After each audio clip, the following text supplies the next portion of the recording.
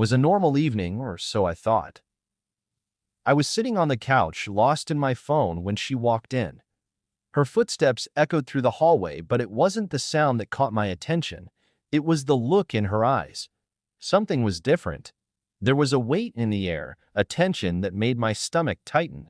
She stood in the doorway, staring at me as if she had made up her mind about something, and then, without warning, she dropped a bombshell. "I've been seeing someone else." I didn't move. I couldn't. I didn't even know how to react. The words didn't even seem real. Was she serious? My wife, the woman I trusted more than anyone, was telling me she had been unfaithful, but the strangest thing wasn't even the confession, it was how calmly she said it. As if she had been holding this secret for far too long, ready to let it all out. I wanted to scream.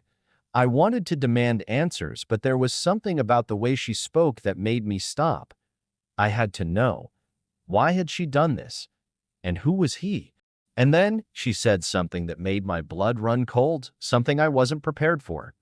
"He's not just anyone." I couldn't even begin to process the implications. My mind was spinning. Who was he? How long had this been going on?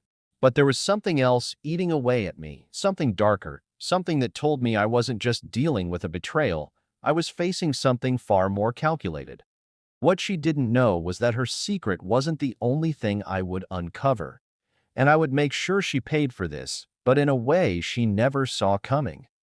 I stood up slowly, my heart pounding. "Who was he?" I asked, my voice low, but she didn't answer. Instead, she looked down at the floor like she was ashamed. The silence between us grew thick, and the weight of her words pressed down on me even harder. "Do you even care?" she asked, her voice barely above a whisper. Care? Of course I cared. But I wasn't sure if I cared enough to stay and listen to the lies she had been feeding me for so long. My thoughts were racing, but the one thing that stood out in my mind was this: I wasn't going to let her get away with this. "You don't deserve me," she said, her voice trembling now. "I've already made my choice." I took a deep breath, forcing myself to stay calm. "I think I deserve something too. Something you've taken from me."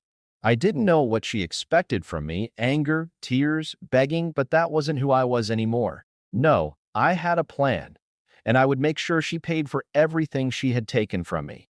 I left the room without another word.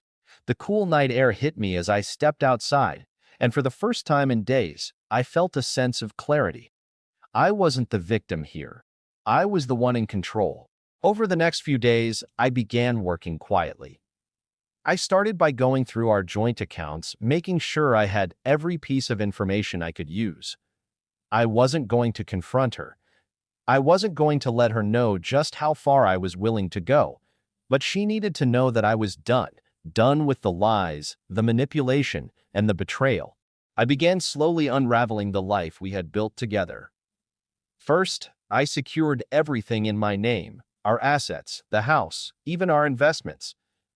I knew every secret, every vulnerability she had ever shared with me, and I was ready to use them. But I didn't want to destroy her completely. No, I wanted to watch her squirm, see her realize that she had underestimated me. One night, I sent her a message casually mentioning that I was moving some things around in the house.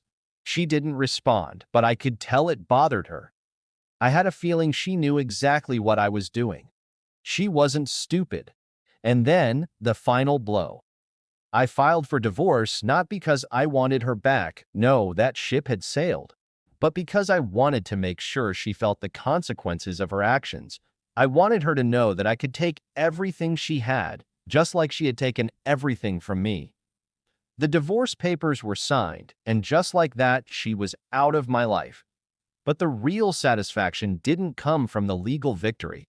It came from knowing that I had stayed strong, that I had taken control of my own life again. I wasn't broken. I wasn't defeated. I had rebuilt myself into someone stronger, someone who had learned from the pain and used it to fuel a new path. Months went by. I moved on, focusing on my career, my happiness, and building a new life. She tried reaching out a few times, but I never responded. She had made her choice, and now she would have to live with the consequences of it. In the end, I wasn't just walking away from her. I was walking towards something better, toward a future I had to reclaim for myself. And the look in her eyes when she realized I was truly gone, it was all the revenge I needed.